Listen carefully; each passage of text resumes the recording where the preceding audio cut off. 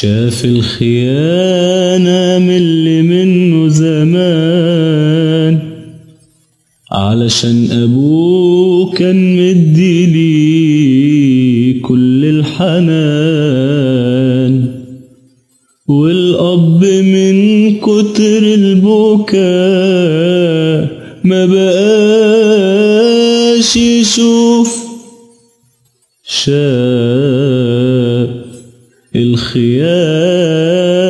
من اللي منه زمان، علشان أبوه كان مدي ليه كل الحنان، والأب من كتر البكاء ما بقاش يشوف.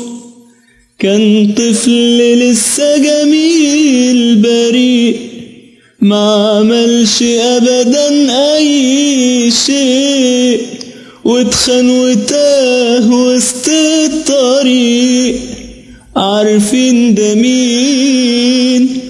ده يوسف الصديق.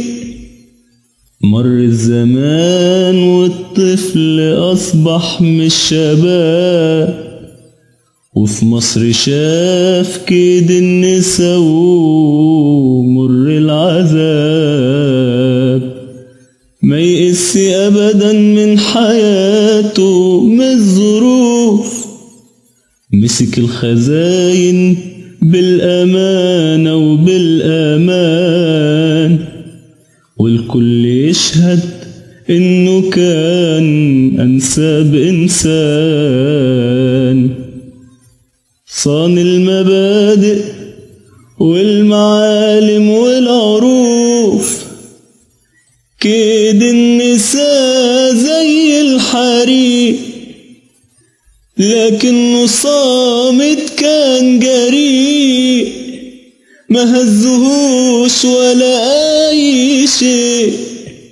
بعدما كان زي الغريق، الحمل كان صلب وعتيق، ما بقاش يعوز من الدنيا شيء.